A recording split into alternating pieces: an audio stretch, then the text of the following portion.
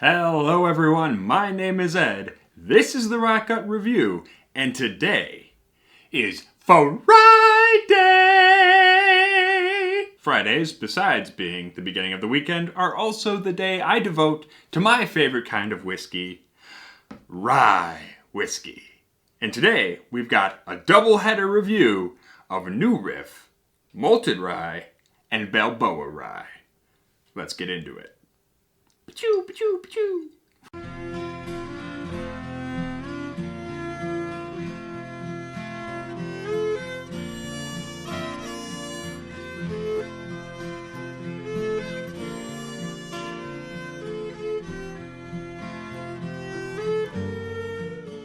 Alright, but before we start the video proper, I do want to say one thing. Thank you all so much. You guys are so awesome.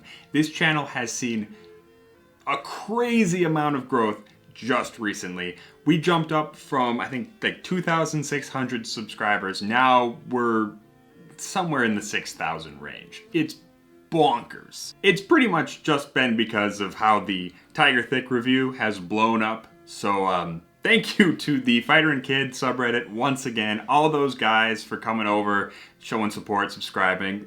Thank you to just everybody who's found the channel recently, and thank you to everyone who found the channel in the past, the people who were sticking around before we had this huge sudden blow up. I appreciate you guys too. Seriously, like the first day that video went up and I got 50 subscribers, I was like, oh my god, so many subscribers, this is terrifying. And now we've gained like 3,000 in the past 2 weeks. It's madness. Anyway, let's talk New Riff. New Riff is one of the newer distilleries out there. It's actually in Newport, Kentucky. A lot of news going on there. And their whole idea is a new riff on tradition. So they're one of these distilleries who are changing things up, trying things a little bit differently, but still making whiskeys that, you know, people who like traditional American styles will enjoy. So they have a lot of bourbons, but they also have ryes. And I love ryes, I really do. I'm a big rye hipster, I know this about myself. So the Balboa Rye is actually made out of an heirloom grain called Balboa. Adrian! Adrian! I'm sure I'm the only person who has ever made that joke on YouTube. But the Balboa Rye was actually grown for them on the Fogg family farm in Indiana. And it's cool that people are starting to use heirloom grains again and playing around with that.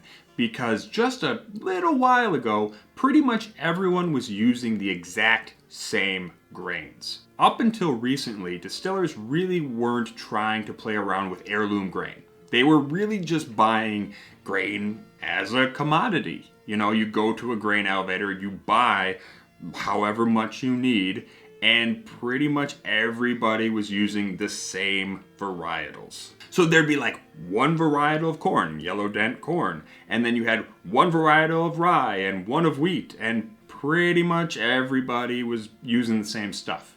And those varietals were pretty much just grown for yield, right? They were grown for how much corn or rye or wheat you could get, not necessarily grown for flavor. And that's the difference with heirloom grain. You might get less yield, but hopefully you're gonna get unique flavors. We'll see. The other cool thing about this is that it's bottled in bond.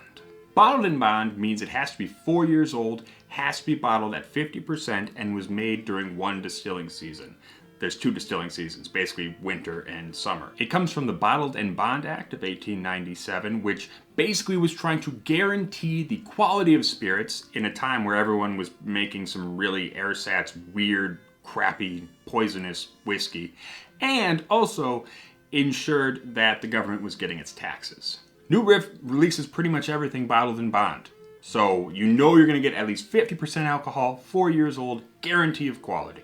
And the second rye of the day, also bottled in bond. However, this is a malted rye, a 6-year-old malted rye.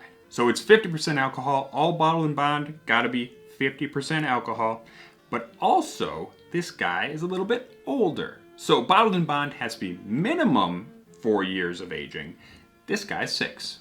I've said before that I think 4 to 6 years is a pretty good time frame for rye, simply because you round off some of the rougher edges, but you retain a lot of that spiciness and the dill and the pepper and whatever else, the nice, fun, fruity notes of the rye grain.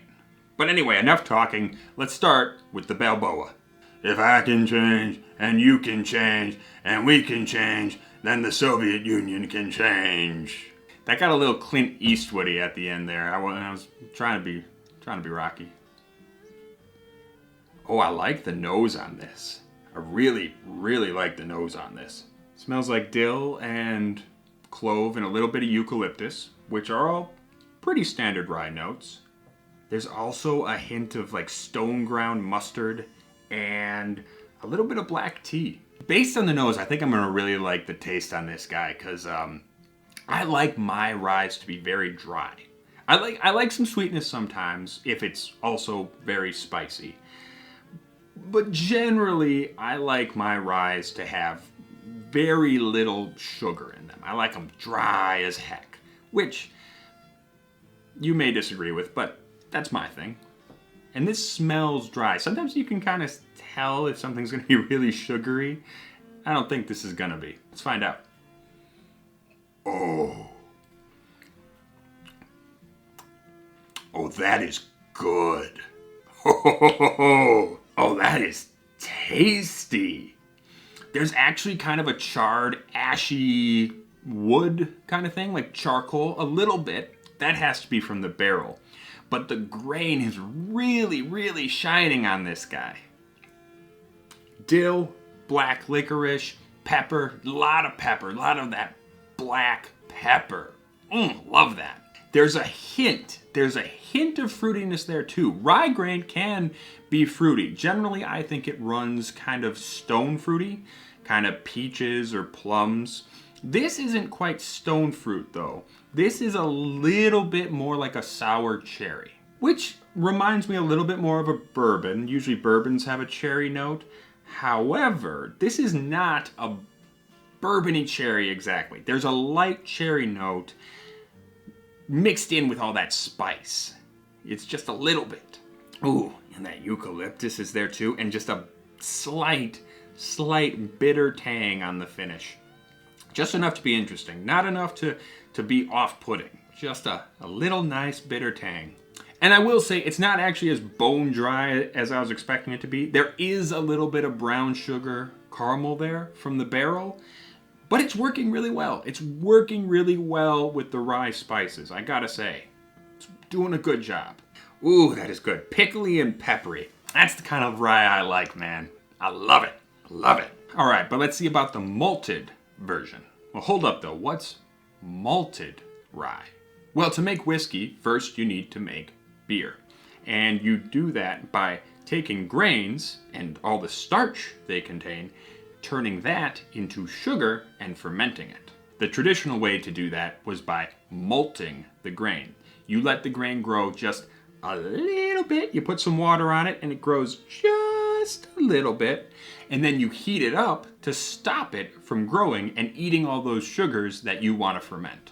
But in addition to giving you fermentable sugar, malting also changes the flavors you get from the grain. Usually when we're talking about malting, we're talking about barley. We're talking about single malt. However, you can malt any grain, and you can definitely do it with rye. So while this Balboa was 5% malted rye and 95% green rye or unmalted rye, the 6-year-old malted version is 100% malted rye. So let's see what effect the malting had on our new Riff buddy here. This smells a lot more like cinnamon to me, and maybe a little bit apple. A little bit of apple.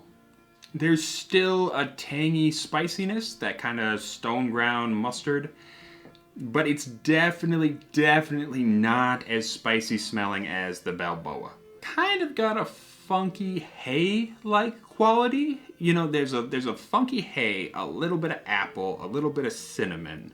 It doesn't really have that really punchy black pepper that I was smelling on the Balboa. There is still a little bit of dill and still a little bit of eucalyptus, I don't think they're quite as pronounced though, at least not on the nose. There's something that smells kind of desserty in there. Kind of like buttercream frosting, a little bit. All right, let's get a taste. Ooh, oh, that's good too, actually. Ooh, that is good. I will say this does run a little bit sweeter than its Balboa compatriot, but it's still very spicy. It's got more fruitiness there. It's got more apple, more cherry actually. I get a little bit of that cherry again, but a little bit more. But that finish is still, it's dill, it's a little black licorice. It's very spicy. I like that. I like that a lot. And this finish is lasting a long time. And the more it sits with me, the more I get like Earl Grey tea. I gotta say, both of these are really, really good. I like them both a ton. That said, if I had to choose, I think I'd probably drink the Balboa Rye. It is a little bit more spicy, it's more peppery, and it's not quite as sweet. However, if you're the kind of person who likes a little bit more of that sweet barrel influence, you might very well prefer this guy, and I can't say anything bad about it. I think it's fantastic. So if you want a little bit more fruitiness, a little bit more vanillas, and that kind of sweeter dessert taste, go for this. It's subtle. It's subtle. It's not big, so if you like them dry, you'll still like this. But there is a little bit more sweetness on the malted as opposed to the Balboa. Balboa. I talk very good. All right, but you know what the real test of a rye is? How good is it with an Oreo? My favorite thing to do with ryes is eat Oreos with them. It's fantastic. I'm dead serious. Try it. It's delicious. That Balboa is excellent. That's what I love about a dry rye. It brings out the sweetness of the Oreo. That fudgy, sweet. So good. So good. All right, now let's see how the malted does with the Oreo. Not quite the same. Not quite the same, unfortunately. The malted doesn't quite... I just don't think it's dry enough to pair well with the really sweet Oreo. Just kind of comes off a little bit hot and bitter. So because I like the Balboa on its own, and because it passed that Oreo test with flying colors, I gotta give this the AAA++ 10-star everything review. It's good. The malted is also really good, I gotta say. I enjoyed this immensely. That said, Balboa, that's my jam. But I hope you enjoyed this review. I hope that you'll hit the like button and subscribe because I make content Monday, Wednesday, and Friday, plus a stream on Sundays. So why don't you come by and hang out? But even if you don't, I hope that you stay healthy, stay safe, and stay rotten. Cheers.